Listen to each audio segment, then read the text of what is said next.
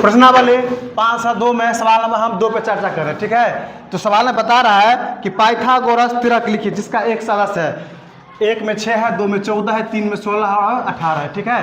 तो हम फर्स्ट सवाल को हल कर रहे हैं, ठीक है। ध्यान रखना है कि पाइथागोरस त्रिक में 3 संख्याएं हैं, ठीक है। कौन कौन? m² -1 और m² +1, ठीक है। ध्यानपूर्वक देखो, पाइथागोरस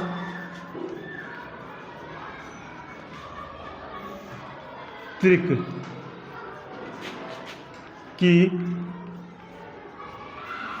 3 संख्याएं यहाँ लिख देते हैं।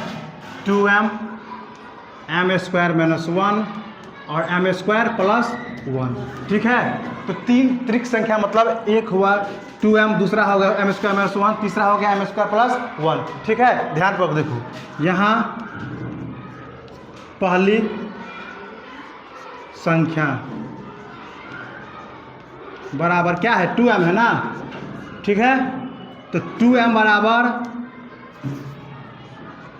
बराबर कितना है? फर्स्ट सवाल को हल कर रहे हैं तो कितना है? 6 है, तो हम 6 भरेंगे, ठीक है। तो इसीलिए m बराबर क्या होगा?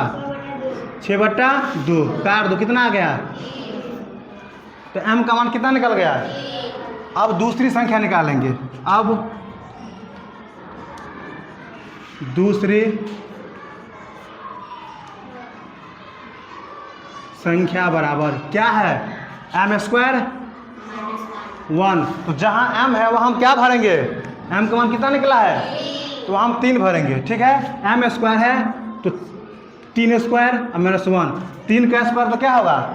3 तिया -1 बराबर कितना? ठीक है। अब क्या बच गया? तीसरी संख्या है, यहाँ हम हल करते हैं, ठीक है।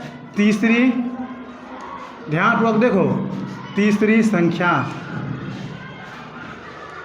क्या है? m² 1, ठीक है।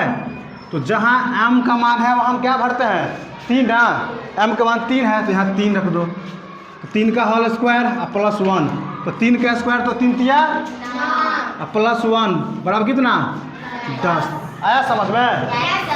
सवाल नंबर 2, 3 और 4 अभी बना कर दिखाओ, ठीक है। ध्यानपूर्वक देखो, कहीं भी दिक्कत हो तो पूछना है, ठीक है। ध्यान से देखो।